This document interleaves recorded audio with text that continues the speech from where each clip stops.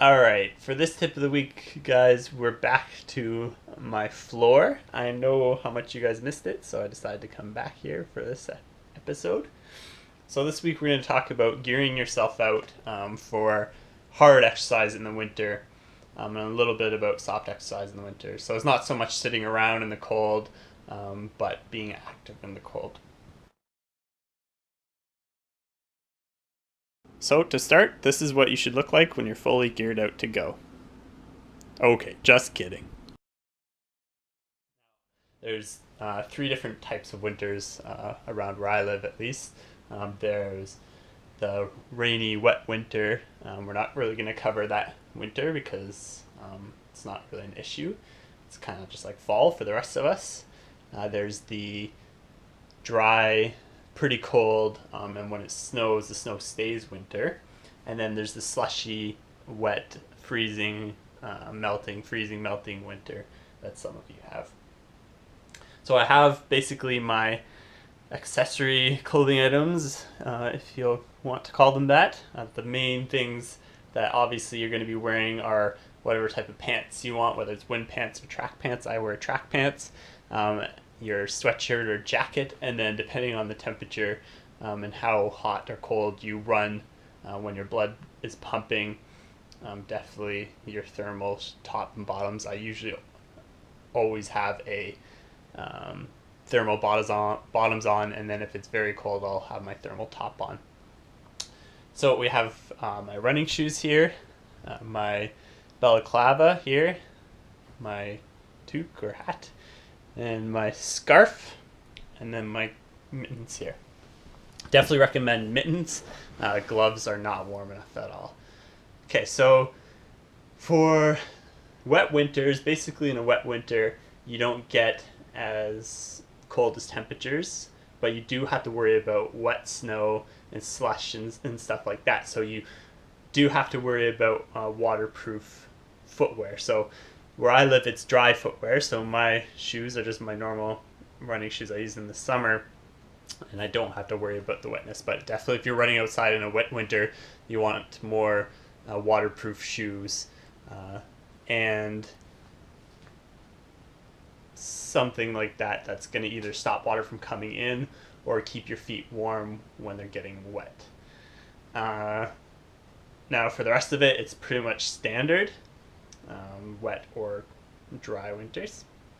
So yeah, so for shoes, so my feet usually don't get cold enough because when I'm outside, I'm either doing a short jog, so my blood temperature is not getting that hot, or my body temperature is not getting that hot, but I'm not out for that long, so it's not that big of a deal. Or I'm out for a while, like an hour and a half, but I'm doing high tempo stuff, and so my blood, and especially my feet, is really pumping, and it's really creating my feet warm. So I even just use normal cotton socks in these shoes, and I think I've exercised down to minus 30, and I've been fairly fine with that.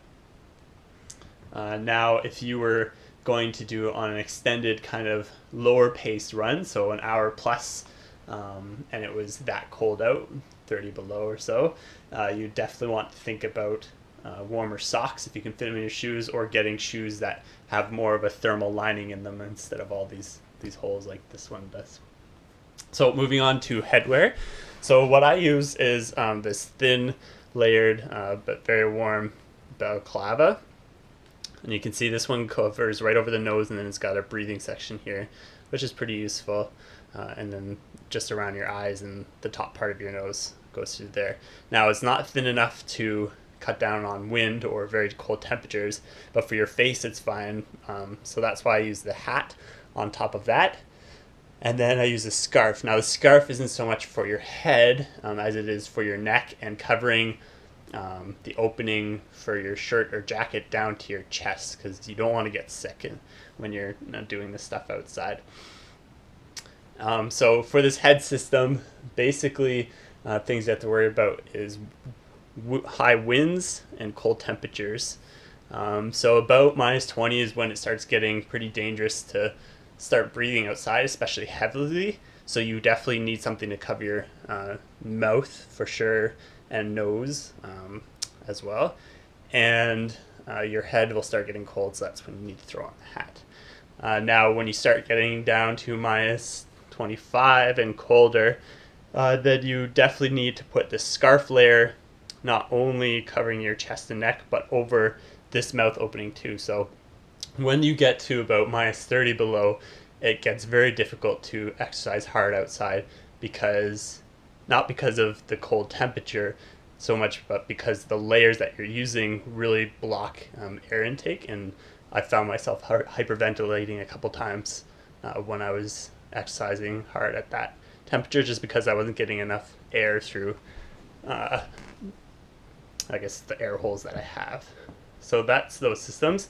And then here's my gloves. So I know they're bright orange and they're probably really tacky to wear, but they were, I think, $13, maybe $13, maybe even $11, and they weren't on sale or anything like that.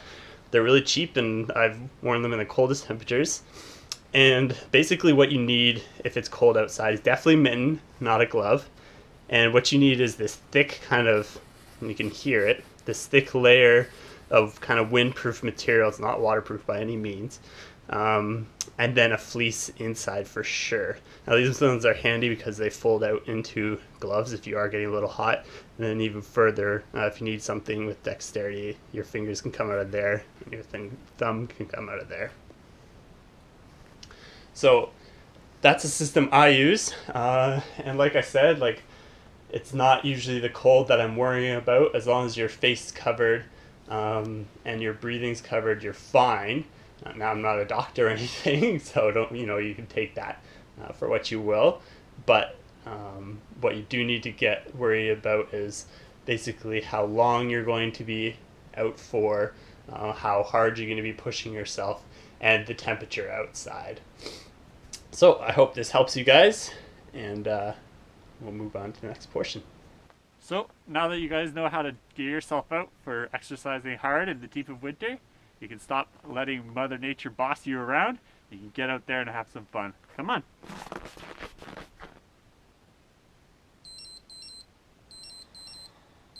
Oh, what time is it? It's challenge time! Well, in light of the sun finally giving out its powerful energy, and I'm not talking like some weird metaphysical energy, I'm talking about, actual heat energy, because throughout most of the winter it's kind of dull and doesn't really do that much for you, but it's finally blasting here in the northern hemisphere. So for this week's challenge, it's going to be try and get out for at least 3 hours out in the sun, or at least outside. I've given you tips so that you can do that, so you have the tools.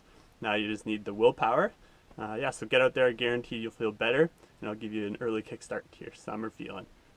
See you next time. So for last week's challenge, everyone, you were supposed to pick a winter or summer Olympic event and do it yourself, and then match up to a Olympian that does that event. So I chose the 400 meters, and this is what the male and female runners do for that event. And this is what I did. So I hope you guys had fun doing that. I know I had lots of fun. And if you participated, definitely post how you did and what you participated in. If you had a video of it, even better. I'd be excited to see that. If not, we'll see you next week for next week's challenge. Okay, so that's it for me. Take care and have an awesome week. I encourage you viewers to challenge me, whether it's through comments or through a video response. The general theme, remember, is learning healthier living, so preferably something that's going to help me improve my life a little bit, whether that's physical or mental. It should be something that's going to take realistically about a week to do. Definitely not more than a week, but less is not bad either. Hey everyone, so my name is Brandon. I'm pretty excited about the video here. I just wanted to throw a quick disclaimer, let you guys know that I'm not professionally educated, certified, or qualified in anything to do with health or anything to do with fitness. Anything I'm sharing with you guys is just to do with past experiences that I've obtained, but I think they could still be helpful to you because they have been to me. Anyways, I hope you guys enjoy the video, and see you next time.